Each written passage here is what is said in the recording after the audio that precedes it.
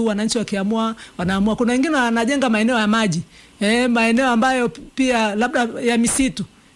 Kwa hiyo lazima tukahakikishe na kuhakiki, lakini kama kumekaa vizuri, tunasapoti nguvu za wananchi. Kwenye feri, wanasema feri haifanyi kazi muda mrefu. Labda niwape habari njema na ni nzuri ya serikali yetu ya Jamhuri ya Muungano wa Tanzania kwa Dr. Samia Suluhu Hassan, na ndio sababu tunasema mitano tena. Tayari fedha zimeshatolewa kwa ajili ya kujenga daraja. Nakumbuka mwaka jana hali ilikuwa mbaya na kivuko kilifungwa kwa sababu ya hali ya hewa, na hilo limesababisha watu kushindwa kupata huduma. Kulikuwa na vitu vinatoka mjini vinakwenda kule, ilishindikana, lakini watu kutoka kule, wagonjwa nini, akina mama wakati mwingine walijifungulia katika maeneo ya jirani bila kupata huduma ya kawaida. Lakini wengine pia vifo vilitokea, walikuwa wanatumia boti zile za kienyeji wakafia huko na kadhalika. Kwa hiyo hatutaki hilo, nchi yetu haitaki watu kufa unless kwa mipango ya Mungu, lakini haitaki watu kushindwa kupata huduma hospitali, lakini huduma ya vyakula na mahitaji mengine ya ujenzi na kadhalika.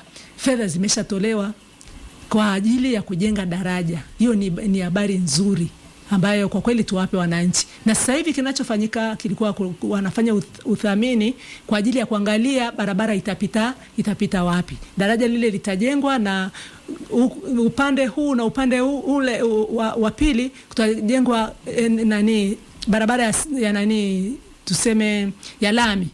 Hapa 1.5 km upande mmoja na upande mwingine 1.5 km watajenga pia lami. Na hiyo barabara sasa na daraja hilo litatandikwa safi vizuri.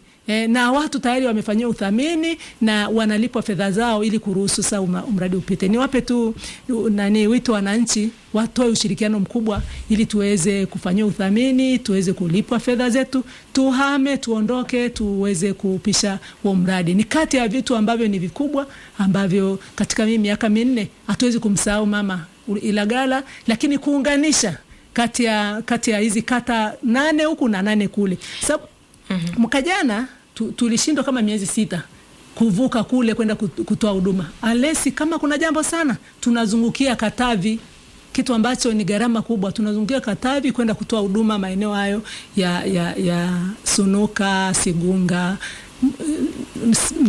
Kalia na kadhalika, maeneo yote Rukoma na kadhalika. Tulikuwa tunashindwa, yani kama vile tulisha katika mawasiliano kati ya kata 8 na kata 8. Kwa hiyo sasa hivi ni habari nzuri, na hivi karibuni daraja hilo litakamilika. Hata hicho kivuko kitakuwa kama ni cha imeje.